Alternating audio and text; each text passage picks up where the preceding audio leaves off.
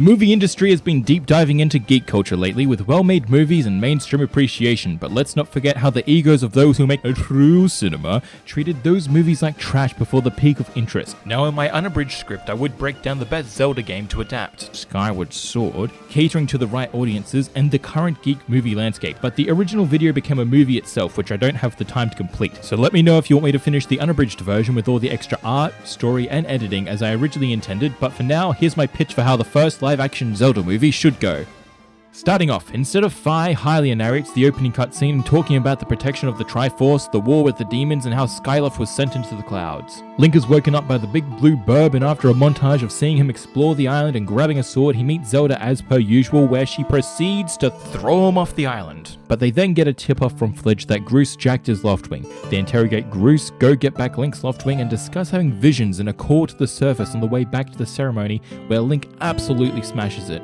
One joyride later, Zelda is vacuumed into the clouds and Link fails at saving her so hard that he has a nap before sneaking out with Fi, who proceeds to fact-check Gapora and get Link to skyward strike the altar with his new blade instead of collecting rocks to open the rifts like a nerd. Link gets geared up from Gapora and Owlin, who gift a goddess shield to get him going. Link drops in on the sealed temple where he has a scary vision from Demise, but is interrupted by a mysterious old woman who points him towards Zelda.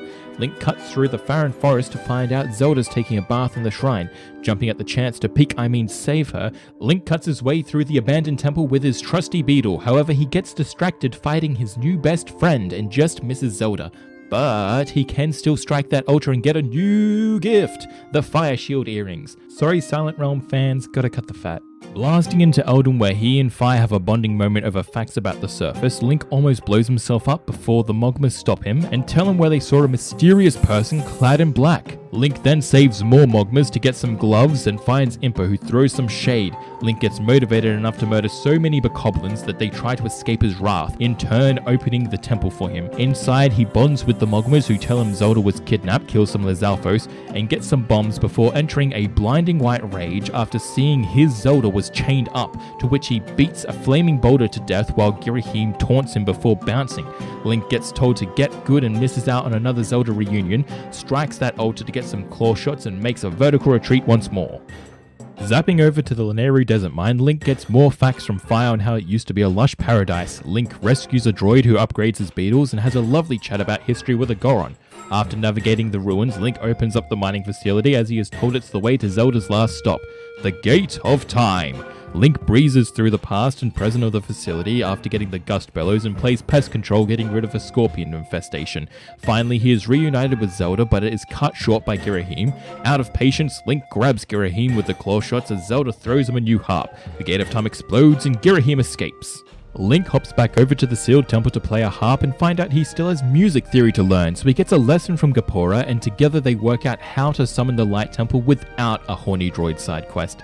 Inside the Thunderdome, the Tower of Songs is only used once now for Hylia to tell Link he needs to get a Sacred Flame upgrade on his sword as the key to travel through time, and he gets his last gift, the Water Dragon Scale. Flying out of the Thunderdome, Groose launches his assault on Link, landing them back in the sealed temple, where Demise roars a miasma of terror, leaving Link to skyward strike the seal, and Groose learns why it's important to have a spare pair of pants.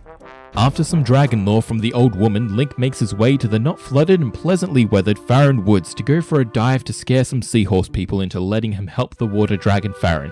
No need to get sacred spring water when they can just clean out the cistern, says Farron, and Link grabs his goddess mop and gets to work. He finds the whip after dusting off some old bones and falls into the underworld, where he must claw and fight his way back to the top of the cistern to find Girahim being his toxic self.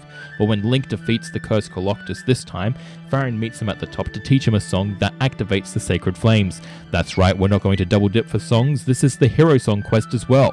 Farron then requests that Link and Fi make Lanayru the next dragon that they visit in their quest, mainly so that they can deliver the life tree fruit Farron has been growing for Lanayru, and to check on them, as last they heard, Lanayru was quite sick. In the Lanayru Gorge, Link meets a new Goron who forces him into an archaeology internship documenting the dragon's domain. Link goes in to find a skeleton in the closet and now must escort a time stone to the remains of Lanayru while documenting the droids going in and out of panic as they slip through time.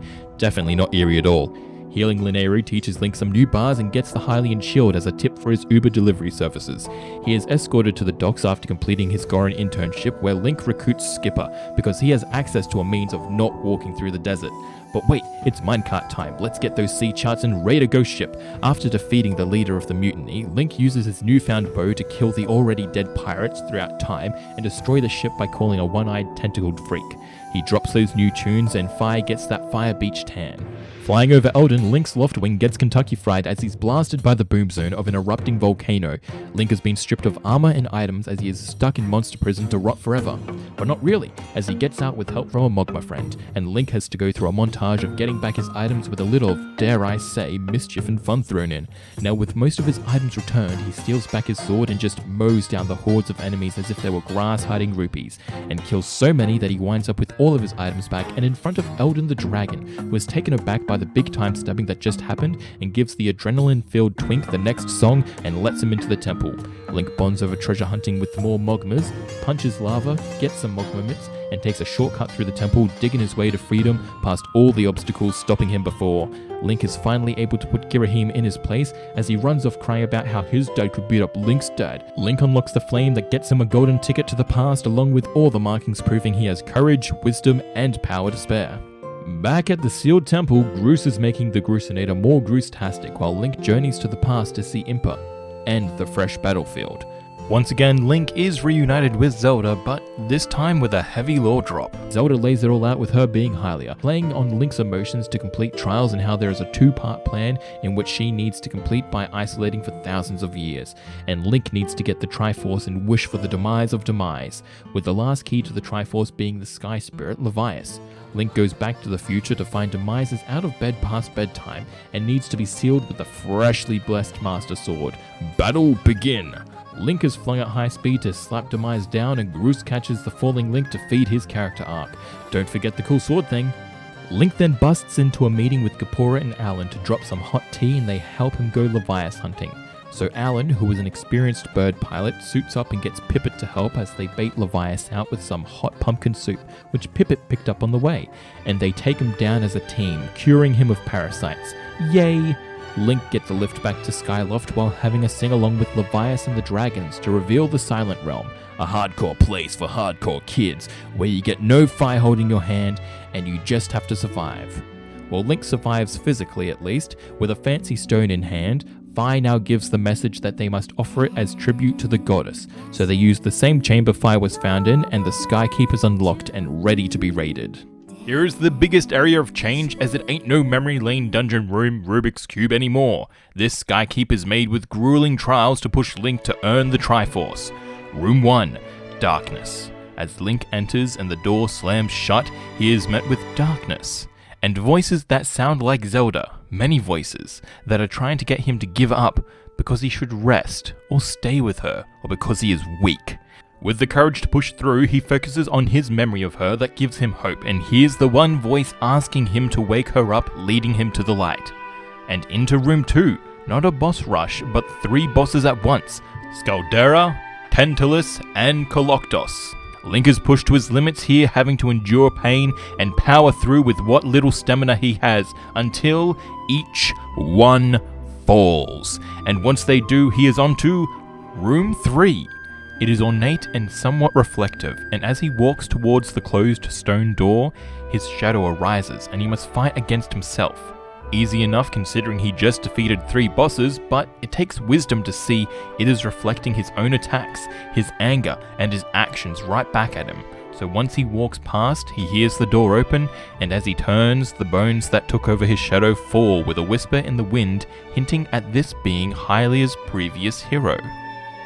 With the Triforce in hand, Link wishes for Demise to bite the dust and wakes up Zelda for an end to the movie that will definitely not be interrupted. And Girahim has just sucker punched everyone and stolen Zelda.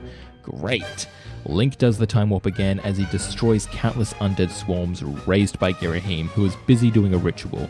Link gets to Girahim and slaps him deep into the ground, but oh no, the ritual is still going on the entire time, and Demise brutally enters, destroying Girahim to reveal his Dominion Blade and challenges Link to a 1v1. After Link uses everything he's learnt from the trials, his adventure, and throws literally every item at Demise, he finally wins, just for Demise to throw a tantrum saying, "Nuh-uh, I can't lose because I'll haunt you and then I'll kill you in like every life, so there," and gets absorbed into the blade, which causes Fi to go and sleep, and Link cries. Finally, with Demise gone and the world saved, and a neat new Triforce, Zelda and Link are set up to protect the Triforce and start Hyrule. Just gotta deal with all the remaining demons. I wonder if the Bakori can help with that. Thank you so much for watching. As mentioned at the start, I had to make this an abridged version of my original pitch where I go deeper into live action ideas, solutions, jokes, and story. But unfortunately, while working a day job, I just don't have the time to make it to its full potential. But if enough of you ask for it, I can be swayed to complete the full version and release it in its full video essay goodness. Hopefully the puns and lightheartedness make up for that, but honestly it means so much just having you watch this far, give a like, or even subscribe. So again, thank you for listening to my pitch, and I look forward to hearing from you. Bye!